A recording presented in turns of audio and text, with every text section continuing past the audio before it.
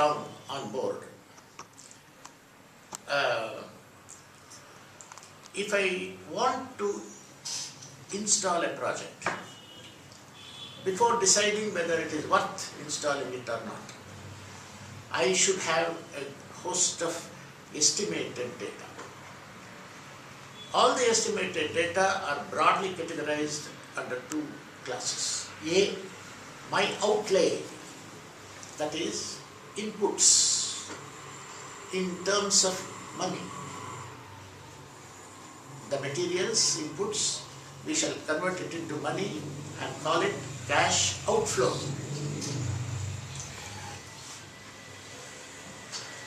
How to write yours? I am dictating later. Okay. I am only conditioning your mind, and I will dictate sentence by sentence. Don't worry. Just don't write down anything at all. Just have a concept. I have a project, for example, manufacturing fasteners, metal fasteners, that's nuts and bolts. The outlay is on the machine that I have to buy. Let us say it is 1 lakh rupees. Next year onwards, it starts producing results. That is, it yields 50,000 nuts, which I sell, and the sale proceeds of it are the inflows. Machine's outlay is one time investment. Then the recurring inflows start occurring. But after 2 years or 3 years, the machine needs to be either replaced or supplemented. Again an outflow occurs. A further outlay in the form of outflow occurs. As a consequence of it, the inflows from the 4th year increase. This goes on till the shelf life of that machine or the commercial life of the product. Machine can go on, the cow can go on yielding milk, but the consumers of milk may be increasing or decreasing. Once it may so happen that either the cow goes dry or the consumers stop buying milk. In either of the cases, you have what is called a project life. Project life, not a machine life, not the product life. Machine, product have different lives, together contributing to the project life.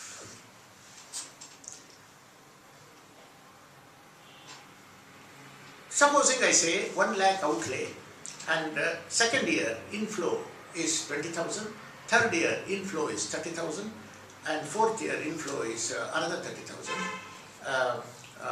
What is the net result? Once again, 1 lakh is the outlay.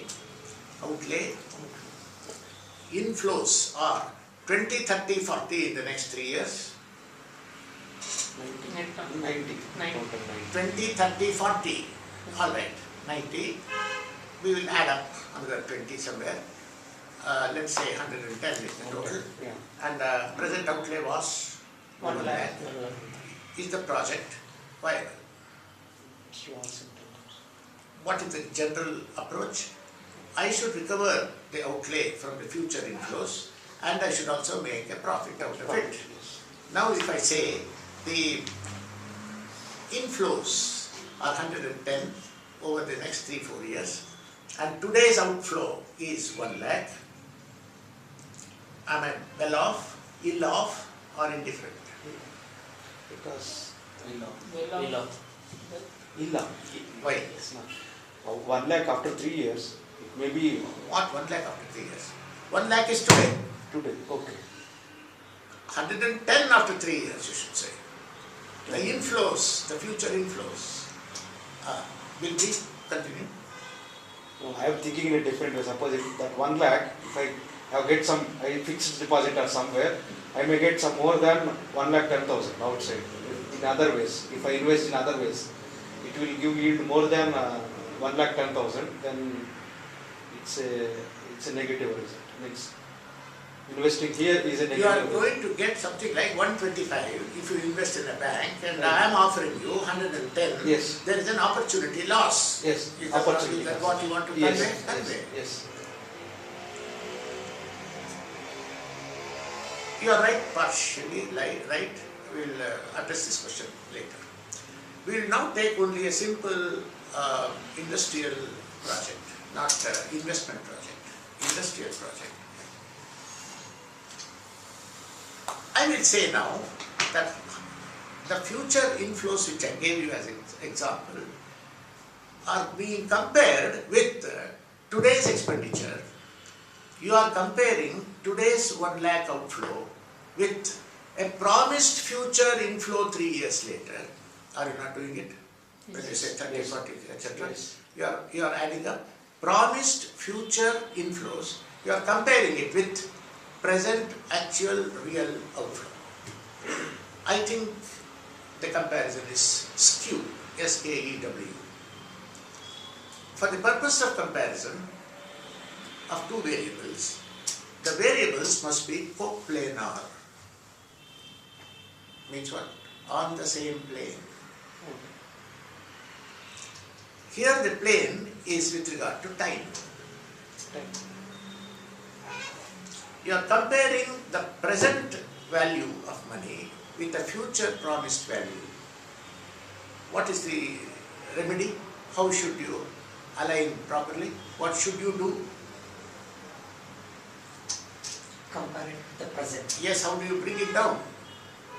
I didn't get your question. What is it? I will promise to give you 5 lakhs 2 years from today. Okay. Agreement. Some And I will ask you to do a job worth 5 lakhs for me today. Will you do it? I will give you 5 lakhs fee to give me a service today, and I will settle the bill 2 years later. I do, but there's some agreement or some contract. Mathematically, you tell me, don't bother about it, what manner it is written down. We are not bothered about whether it is an oral agreement or written agreement, registered agreement. Are we talking law? No, no. We are talking mathematics. Well, how does it sound to you We'll do. that for 2 years later I will give you 5 lakhs, today you deliver the service? If I demand that, what would be your fee? I will think 5 lakhs next 2 years how much. Yes. So you are going to determine the true value or the intrinsic value of that 5 lakhs, and then you compare it with the work that is going to be done today. But for all you know, I think it will be less than 5 lakhs. How much and all that we will calculate. Therefore, you are rendering a service for a fee which is less than your value. You will say no. Why did you say no? Because the future promised cash flow will be less in value at the present day.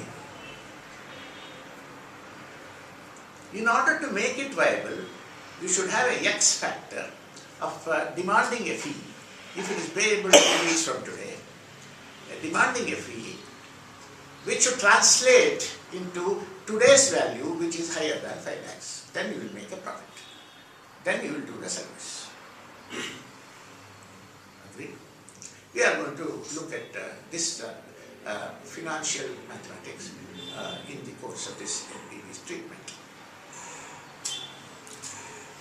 The word net present value, expression net present value, means the present value of outflow minus the present value of inflow is equal to net present value. Net outflow minus inflow is equal to net. And both outflow and inflow are treated at present level. So if there is a data given that 5 years later I will give you an income, I should find a mechanism by which that 5 lakhs should be brought down to present value, whatever it is. After doing that exercise, step 1, future promised outflow, inflow must be brought down to present value. How? We will see. then if it is something like 80 lakhs and the present outlay is 70 lakhs, then the net present value is 80 minus 70, which is positive. Are you getting me?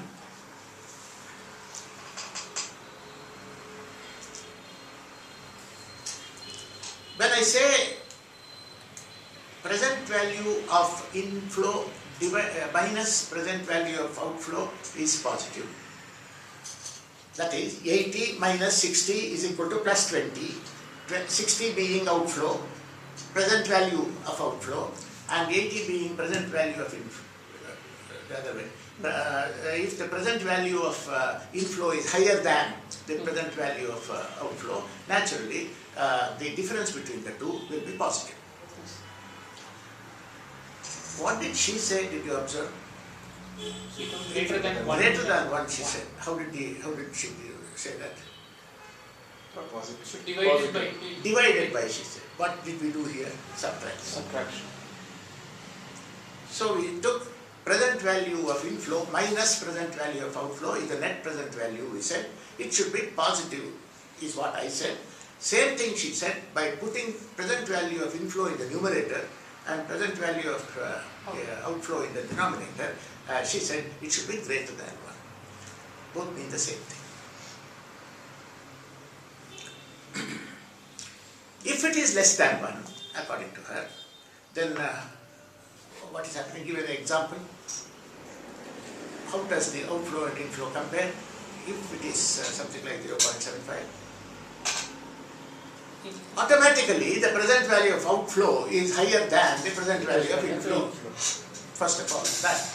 Because in the denominator you have a higher figure. So the example can be 60 minus 80. 60 is the present value of future inflows and present value of outflow is 80. So 60 minus 80 is equal to negative. Correspondingly, the factor will be less than 1. If it is less than 1 or if NPV is negative, both are same, you will reject the proposal. You will reject the proposal. If it is greater than 1, you will accept the proposal. This accept-reject rule, therefore, is according as NPV is greater or less than 1.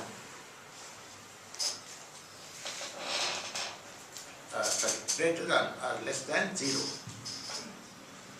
NPV should be positive in order to accept the proposal. NPV will be negative in order to reject the proposal. What happens if NPV is equal to 0? No loss, no profit. So it's Don't describe it. What is your decision? It's not to do. no.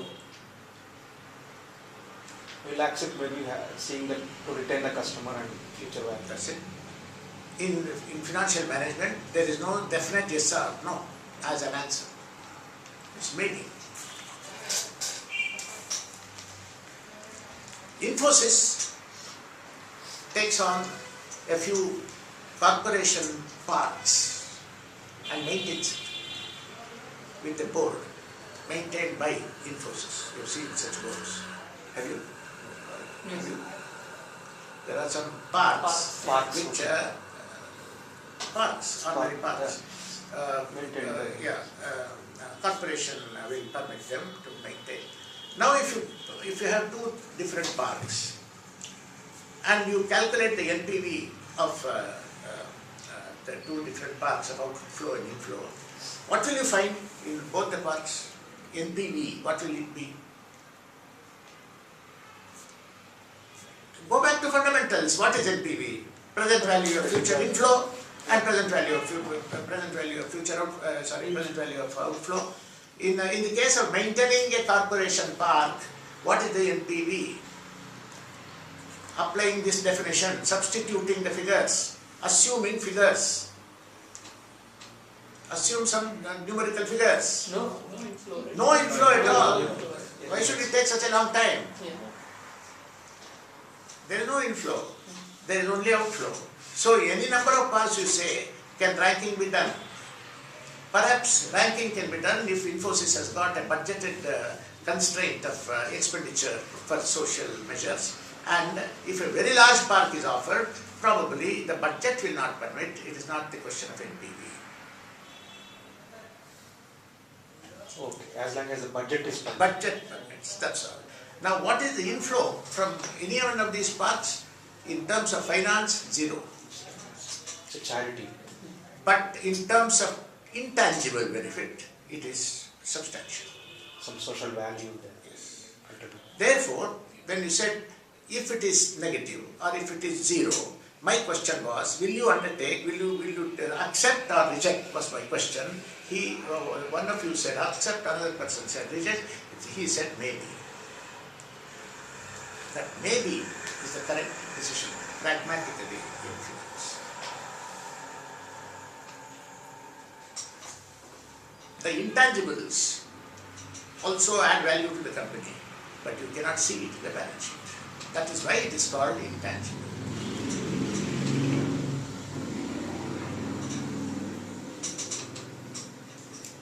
In this example which I gave, Infosys with so many parks, are those projects of different parks which Infosys is viewing for taking up with the budget constraint. Are these projects mutually inclusive or mutually exclusive? Did you understand my question? Once again, if I have half a dozen parks in my town and I want to maintain them, but my budget is only say 10 lakhs per annum,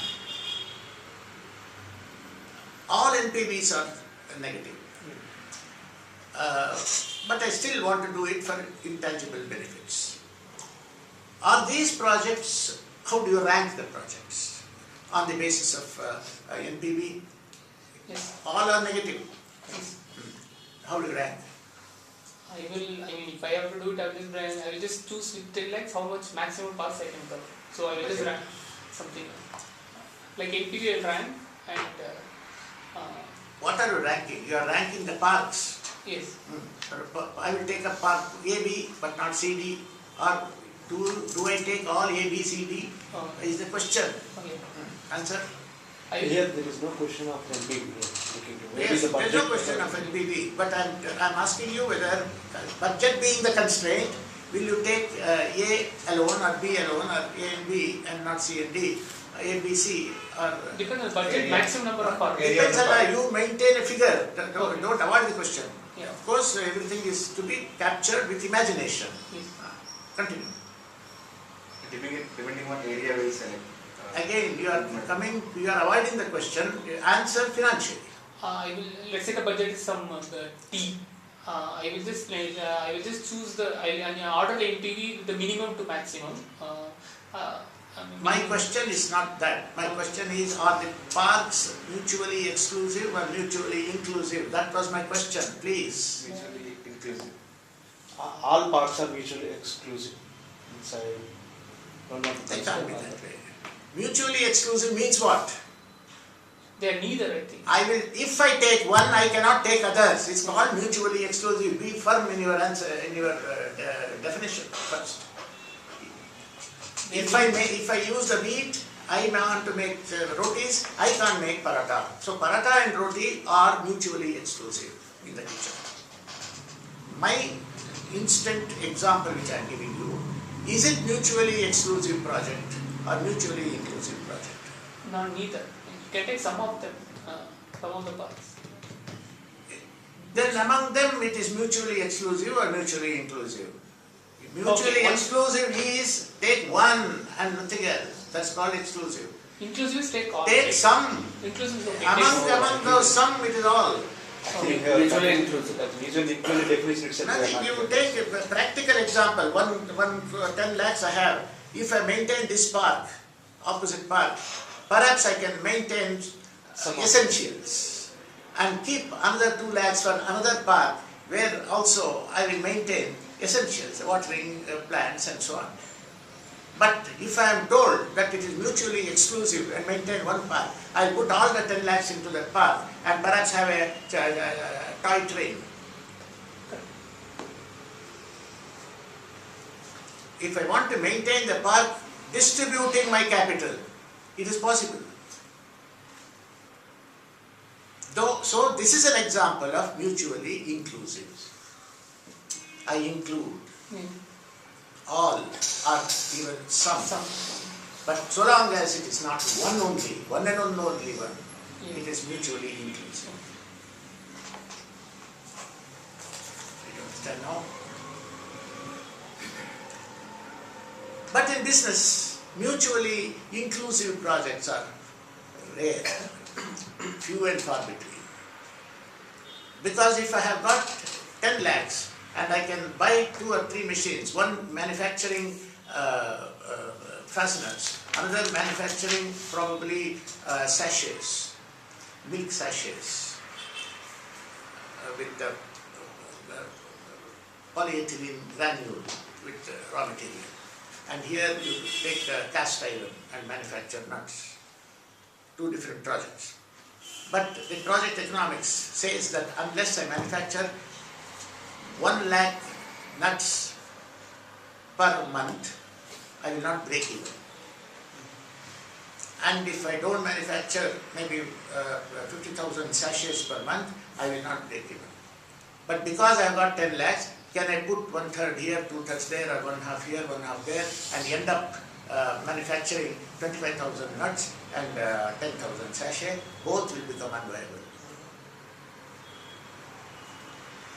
Therefore, such projects become mutually exclusive. Parks, they will tolerate one with one another.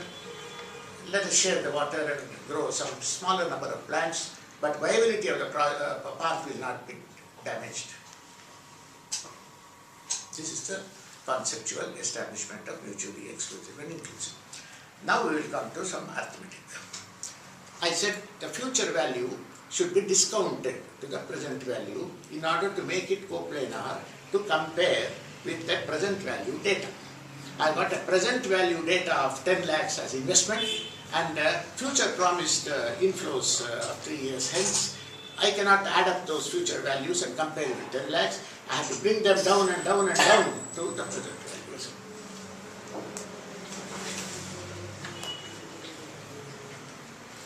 Sir, one question. Yes. That here most of our projects are in foreign currency. Foreign currency. Some Foreign other, currency, So dollars or some other values. Yeah. So changes changes are also not variable. Suppose it can drastically go down or drastically go up in future, considering to future in 3 years.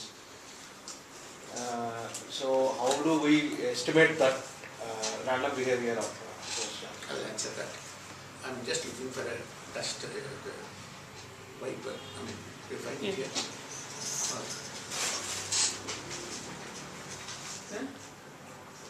And it's very difficult to use the board without the help of. It's not here right now. Without that, it's difficult. Both the duster and the projector both are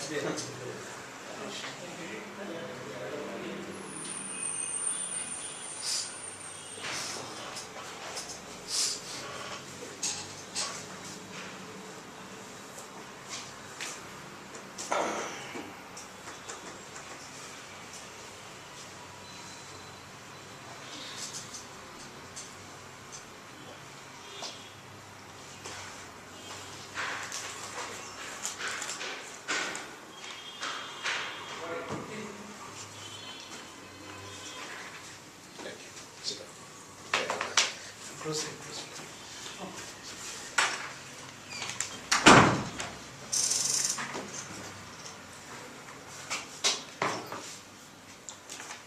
Did you hear this question?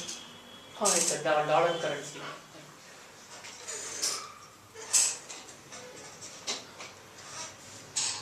First,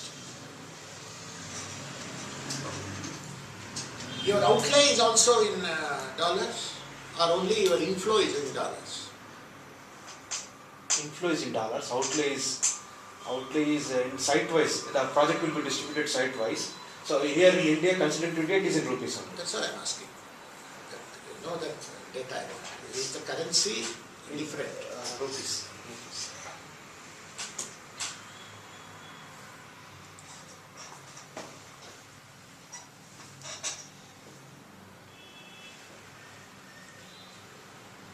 estimating the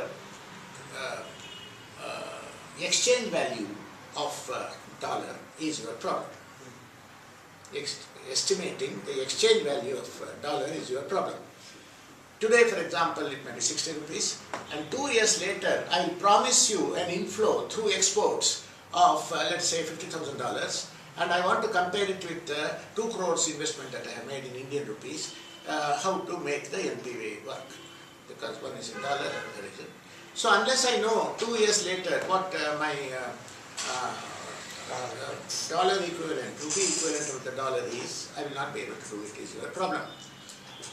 There is such a thing called forward contracts in banks. This is a continuous problem of every exporter. When he goes to the bank, he will know that the foreign importer, that is your customer, the foreign customer, has agreed to buy your material for a total value of 50,000 next year. Now your project is something like 10 lakhs. Today's rate is 60 rupees, and if $50,000 are expected next year, it comes to some 30 lakhs or 30 lakhs. Supposing it is even 2 rupees or 3 rupees this way or that way next year, perhaps it will even fall from 30 lakhs. And in which case, what I thought is a positive NPV may not really be as much positive as I believe. It won't become negative immediately, but it may not be as much positive as I believe. So what the exporters do is they go to the bank and purchase from the bank what is called forward contracts. After all, even if you get $50,000 today, you can't keep it in the pocket. It has to be converted into Indian rupees. You can't hold it. So you go to the bank and sell your dollars to the bank and convert it into Indian rupees for your business. Except marginally some concession is given that you can have a dollar currency account in the name of your company. If you are a continuous exporter, you are permitted to hold dollars in the current account of your company, so that you can use the dollars for imports of some other material. That's the purpose why such accounts are permitted. But not all of your exports. For example, if you export valued $50,000, you cannot keep all of $50,000 in a foreign currency account.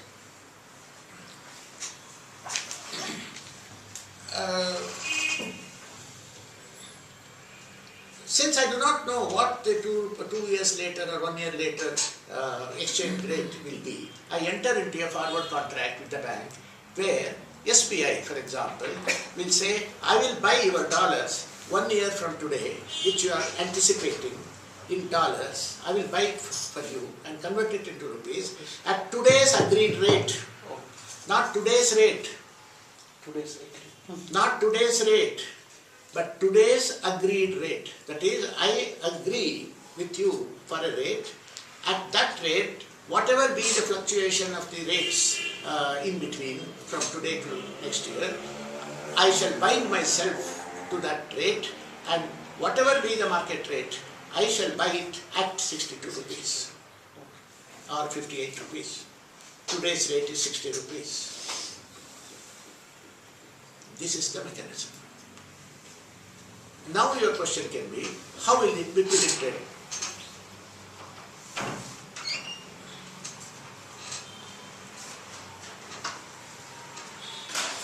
The banks have a mechanism of predicting it. We will not go into that. Perhaps if time permits, I will give you a small little insight into how banks estimate the future rates.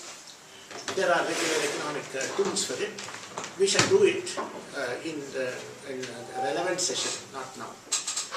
Is your question answered, sir? Yes, sir. Therefore, there should not be any obstacle for determining the NPV in whatever currency the inflows are and whatever currency the outflows are. Let us solve it. Now, for the sake of understanding the mechanics, we will apply rupee currency by means of a very simple example. We are now establishing two parameters. We are going to fix two parameters permanently in our mind. That is the present value and the future value. This is understood by means of a simple exercise which perhaps you might have read even in schools, but because of the aging factor, you may have forgotten. So I will just once again transport you to a high school.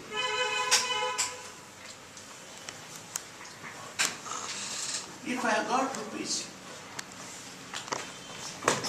nobody to blame, this is, I brought it, so I wanted to throw it off, so I would use your dustbin. That is the method of snooker. See, the correct force. It should neither overshot, shoot, nor undershoot.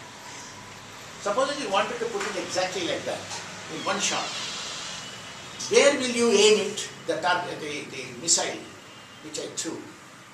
I should aim it at a particular spot. Where do you think I aimed it so that it will fall inside the bin?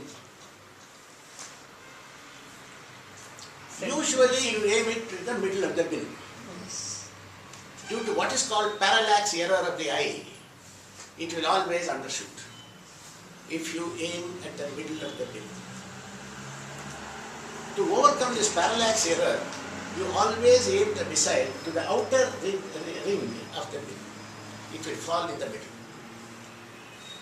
If you aim at the middle, it will fall outside the bin. This is your side of the bin. That is one thing which I learned from a famous fellow called Syed Kirmani, who was my colleague in SBI. And, Cricketer. who else? Only one. Have you heard of any other Syed Kirmani? Even among Muslims I have not heard. Syed, yes, but Kirmani I have not heard of. Syed Mustafa Hafiz.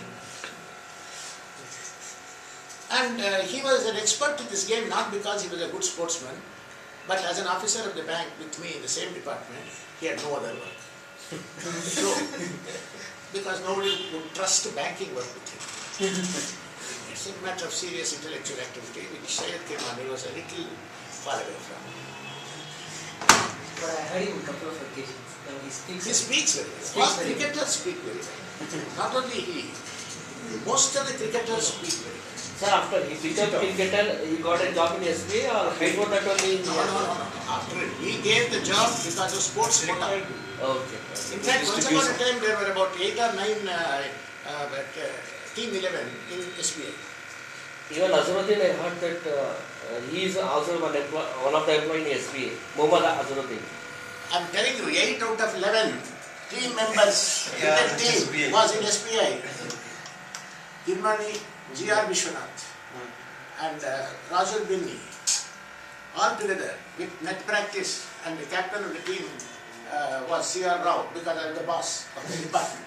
And I won the wickets because the things, wicket pads and all belong to the bank. And so they had to return it. So I used to call the shots in St. Paul's Road office premises. They used to play the shots. Yes, they used to play the shots. And I used to call the shots. All very good ornamental officers of the bank. No job was in it. So I think whatever we wrote as drafts, and then we tore off the draft and threw, we would deftly catch it. Kirmani. And make it into balls and game. So he taught me to make it scientific. Supposing I have an investment opportunity of ₹100. I invest in the bank at 10% per annum for 1 year. At the end of 1 year, I will have ₹100 into plus ₹100 into 0.10. Correct. Everything begins with simple steps, baby steps. Shortly you will know how it gets complicated into a very mind-defying formula. First step is this. This can be written as rupees 100 into 1 plus 0.10.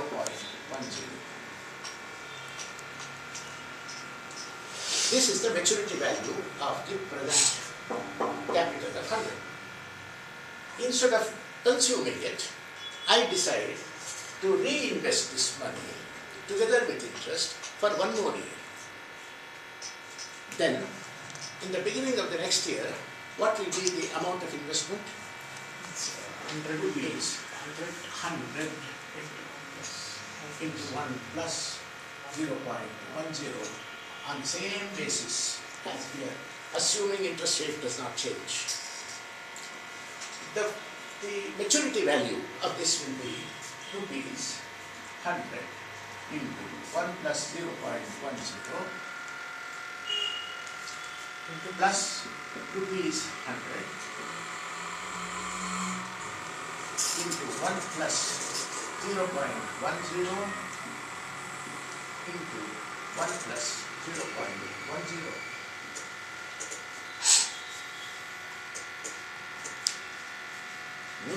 Question is 0.13.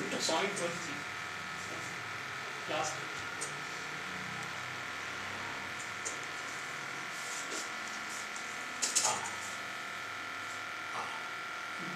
Correct.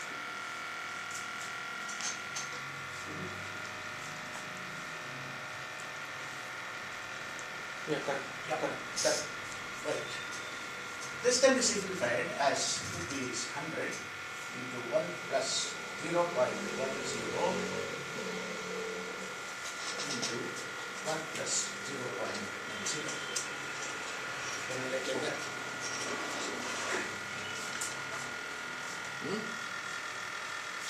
This can be written as rupees 100 into 1 plus 0.10 square.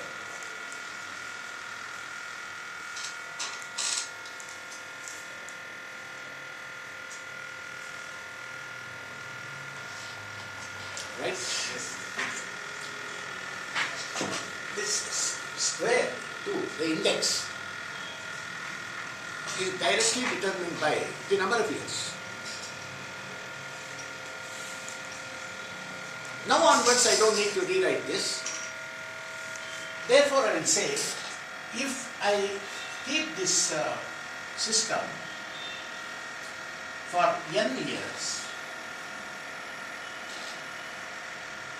rupees 100 for n years at 10% per annum, what would be the maturity value? 100, so it will be rupees 100 into 1 plus 0.10 raised to power n. If I symbolically express it, leaving off numericals, I can say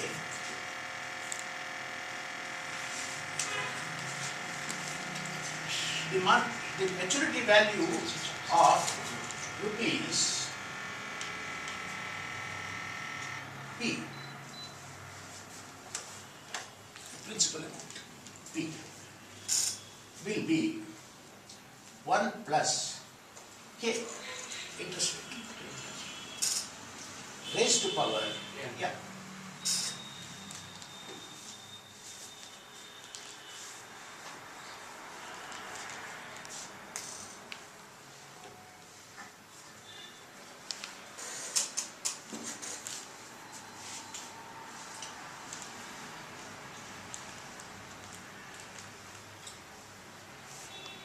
This maturity value of P, I can call it P of future value of P.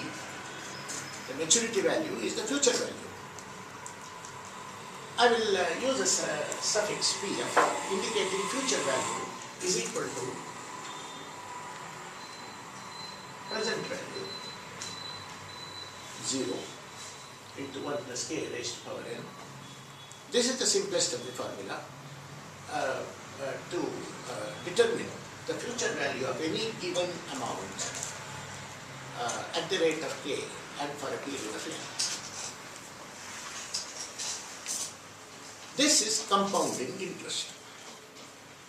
Raised to power n indicates this k is getting interest on interest for 10 years, so the interest rate is getting compounded. This is the compound interest formula. But in my NPV calculation, what is it that I want to know? The present value of the future promised cash flow. And which means, which is the unknown here in this formula? P0 is unknown. Pf is known, k is known, n is known. Therefore, simply I say therefore P0 is equal to Pf divided by 1 plus k raised to power n.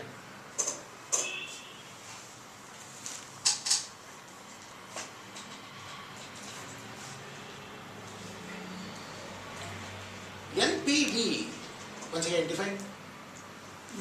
Present. Defined means don't expand the abbreviation. That is understood. Okay. Present value of outflow minus present value of. Shall we just say difference between? Because Difference we don't know between. which is bigger. Correct.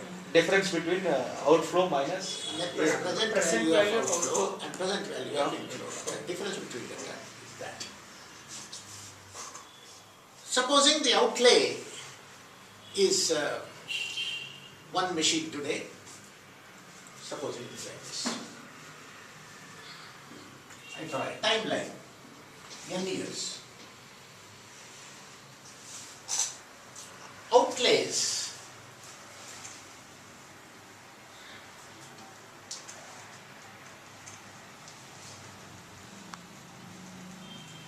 this is the timeline between 0 and n years.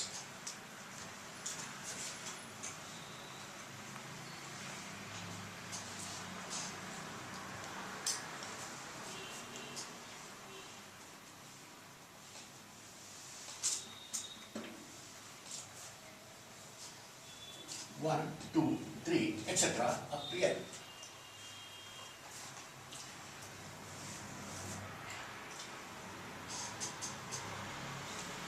Why did you move the plane upwards, sir? So Etc. that is a statistical way of indicating the intervening years which can't be counted up to n. So 1, 2, 3, 4, 5, 6, how long will you keep on writing till you reach n, which is unknown? So you do a break in the timeline. That means it goes on up to n. Correct. No, you make this up, right? After 3, you make the bar up.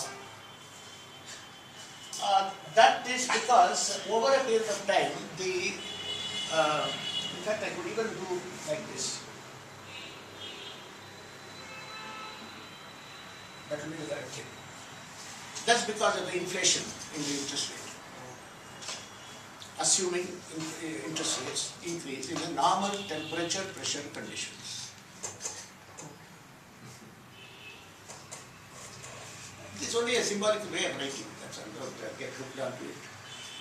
If you feel uncomfortable, you will just write. I understood there is a meaning. That's why you have again roughed it and come back. That's why I asked. Now in the year 0, I start my project and I make an outlay of, let's say, 10 lakhs on a machine, building, whatever it is, the fixed asset, not raw material purchasing of components and all that. It's a project. So I indicate that whenever there is an outlay, I show it by a downward arrow mark. Say 10 lakhs.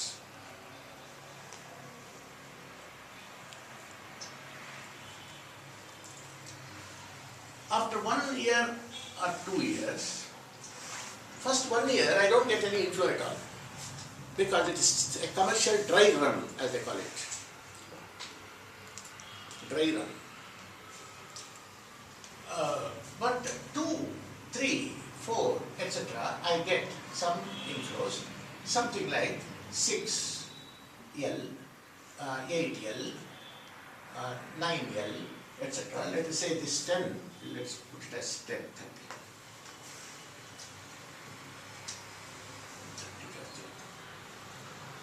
20.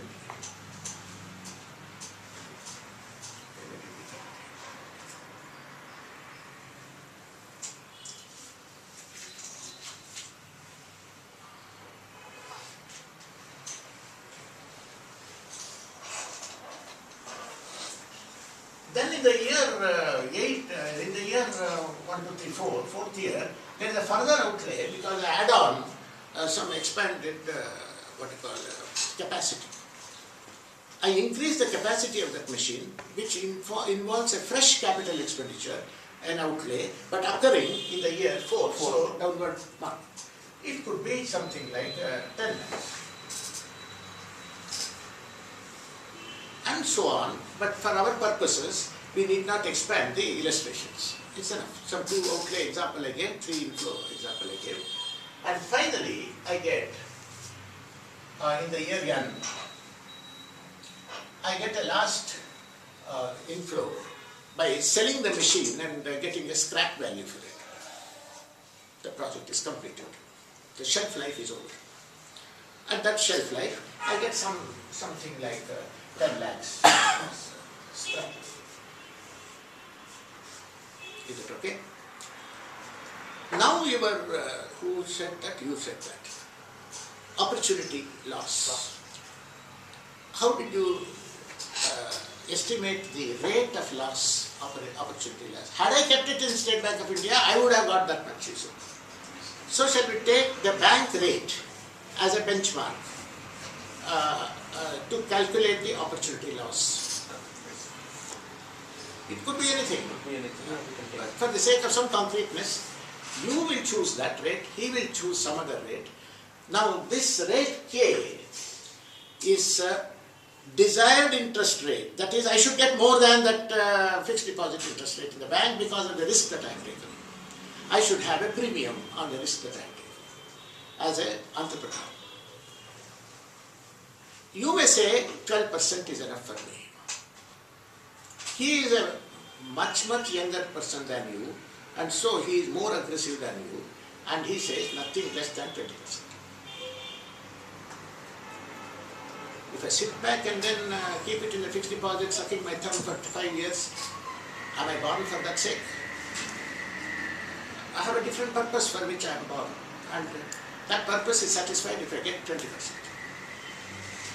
So different people, different entrepreneurs, different companies, therefore, and different projects also have their own what is called expected rate of return or desired rate of return.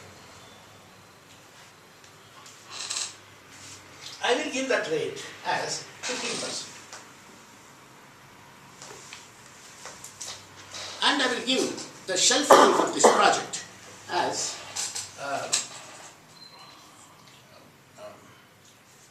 5 years or 10 years.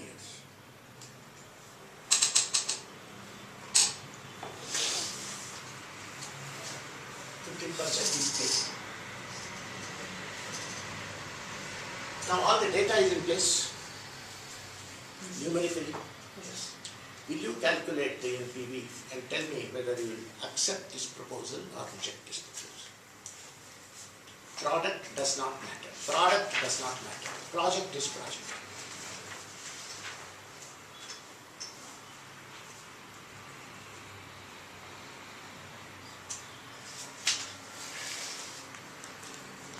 Don't calculate. Place the equation.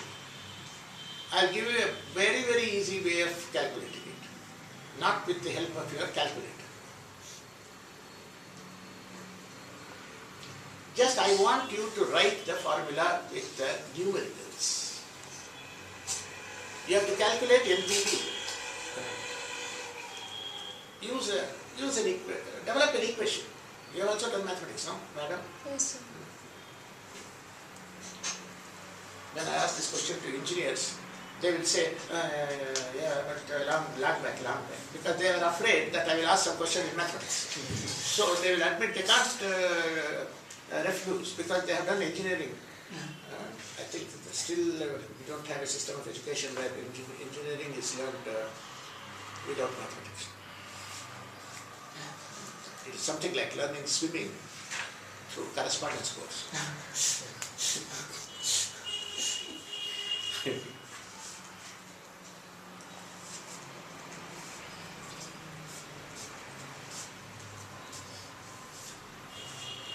What did you write?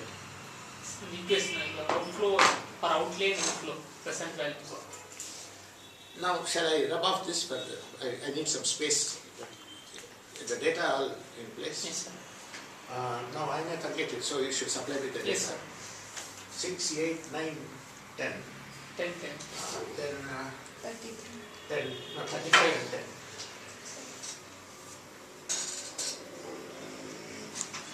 Not enough.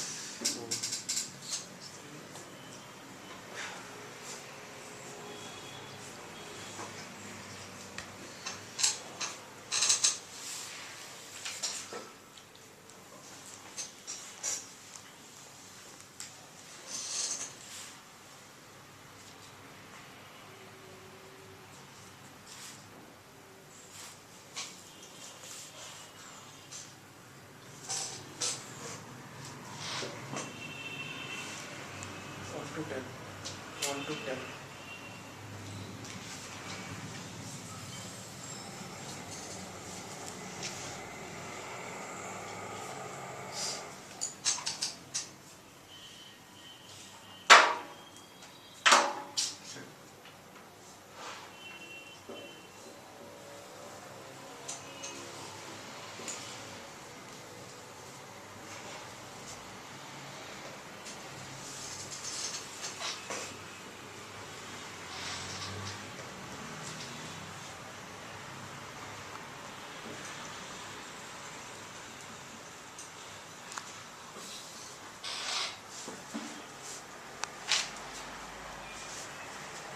Does it look nice, compact?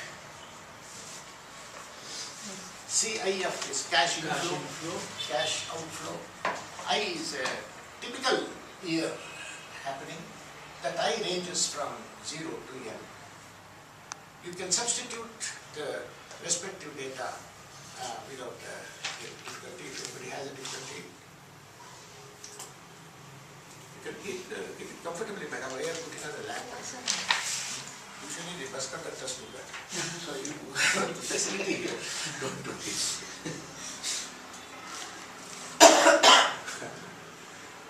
And the handwriting is very good with all that kind of a vibration. You can't even hold a pen for a minute when the bus is going on the humps and all that. But they have never dropped a pen while writing and the bus going up and down. This looks nice. I think all mathematical formulae are beautiful to look at. Them.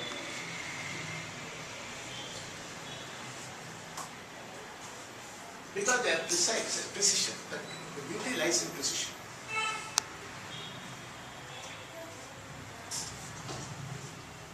Can you find out this? But of course it requires a lot of calculation and so on. Now we have like this process of future cash inflow being converted into present value of it is done through this formula which we derived. This process is reverse of compounding. Therefore, the multiple 1 plus k raised to power n became divisor. And the process, the reverse process of compounding is called discounting. The word discounting is used only to indicate that you are shortening the period of time. That is why it is called discounting. Discount does not mean concession. In mathematics, discount means shortening the time, period of time.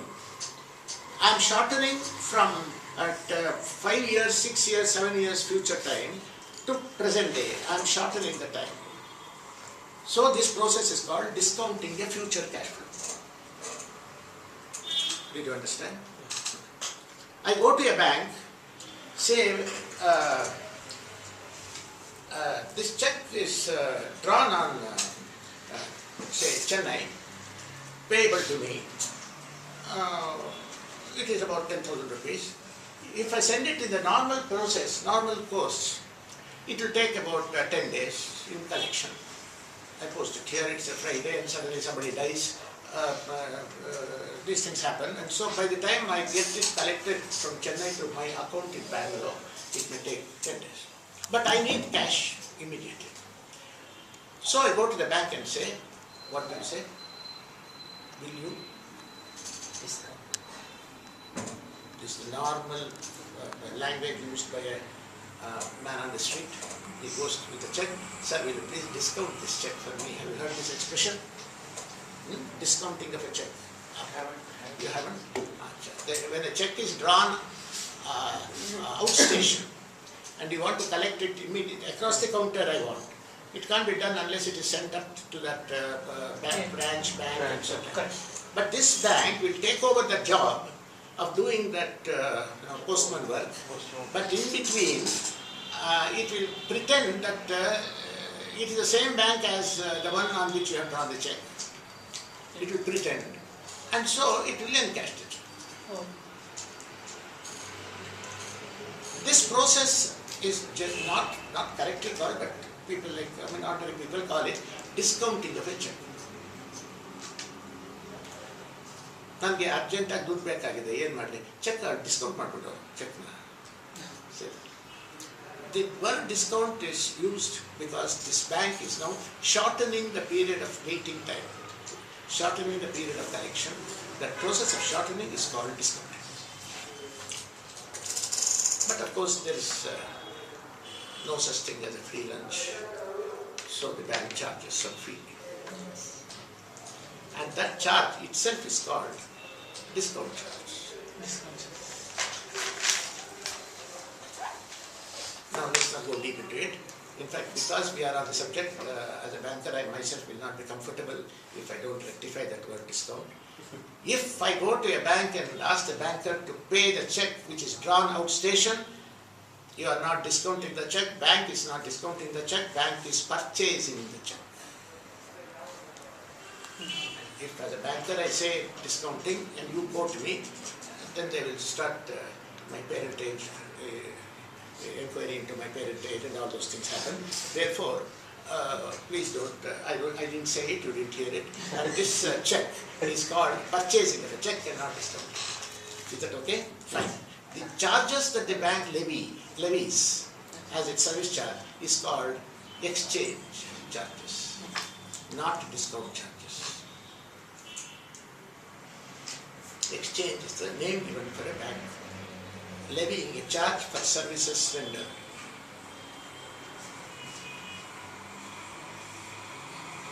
If for every new word you learn, you try to ask me, why is it so called? Why is it so called? I will be very comfortable. Because you will never forget it. Only because I say exchange, you write down obediently exchange. Why is it not called by any other name? Should be your question. That is a learning skill. I don't know, I can say, and that is my teaching skill. But asking a question is learning skill. Every time you should ask me this question. Any new word. Why? Exchange is used and no other word because what is it exactly you are doing? You are exchanging an instrument called check, a money instrument called check with money. So the commodities that are exchanged are check, which is a monetary instrument, and money itself, pure money. This process of exchanging that is happening between two commodities, justifies the name exchange. Again, if I am a businessman, I send my goods to Chennai and send my invoice to Chennai for my customer at Chennai, and that fellow says, give me some 2 months time, 3 months time to pay, and I have to pay because same facility I enjoy from my suppliers. So business runs on credit. The word credit that is used means that I grant it that you are trustworthy, you are credit worthy, and therefore I am giving you credit. That's why the word credit is used. Acknowledging that my customer is credit worthy.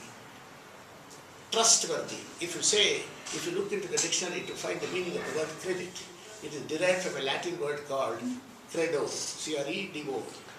And credo in Latin means trust.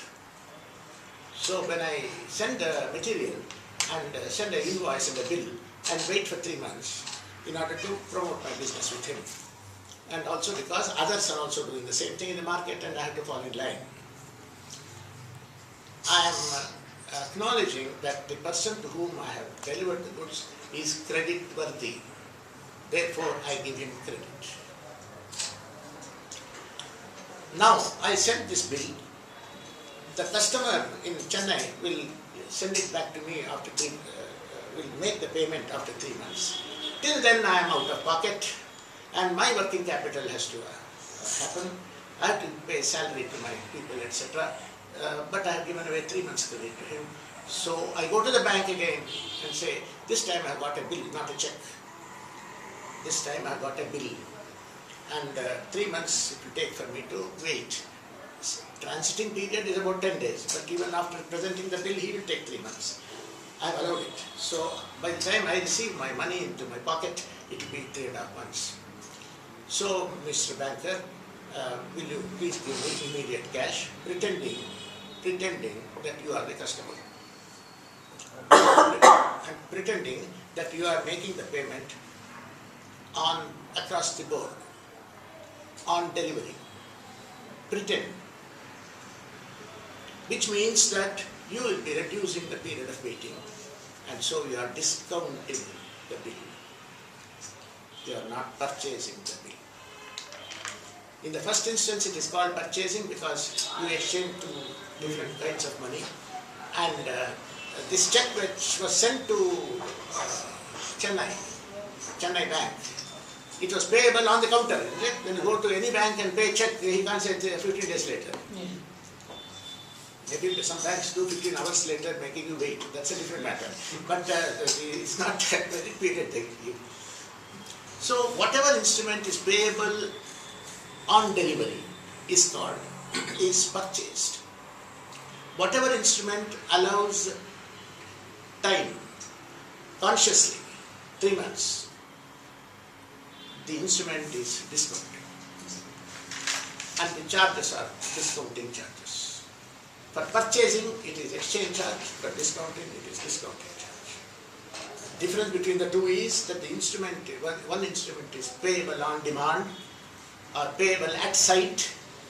The other is payable 90 days after sight, or 60 days after sight, or 30 days after sight. If those words are present in the bill, it is the period so given, consciously given as a business policy. Such a period is called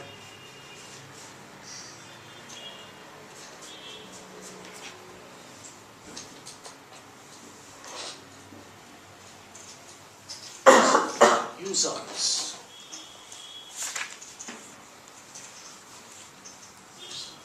Don't use the word usance period. That will be something like saying bright sunshine. Can there be a dull sunshine? You are redundantly using, repetitively, two words meaning the same thing. So you don't use the word usance period, it is usance. Usance is the credit period. In the case of discounting of a bill, there is an element of usance involved.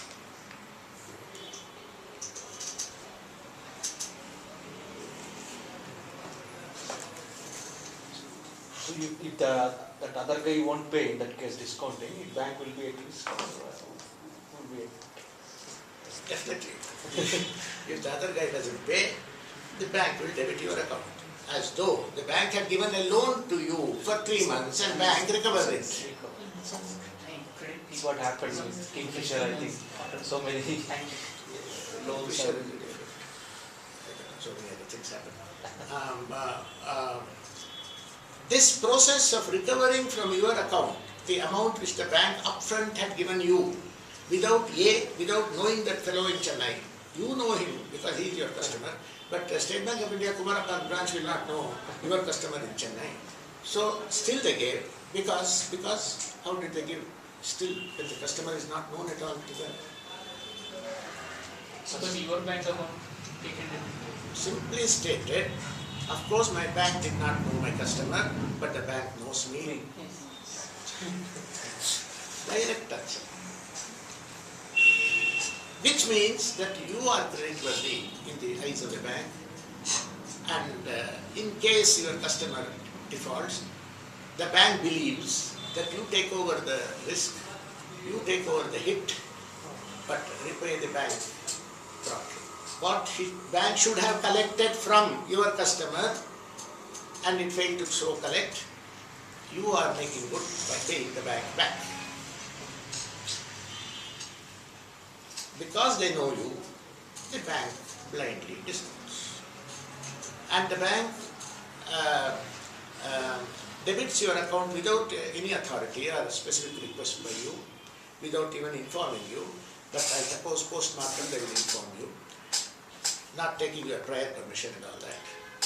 This process is called right. The bank has a right of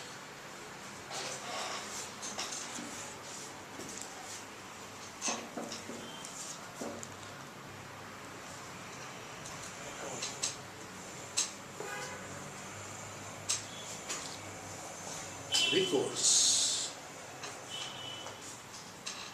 The right of recourse.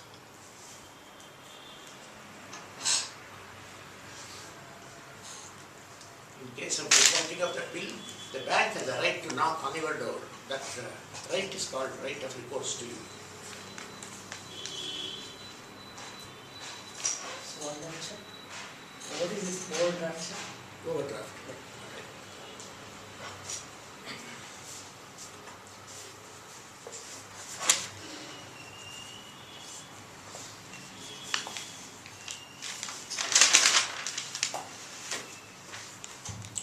I open a current account with SBI for my business.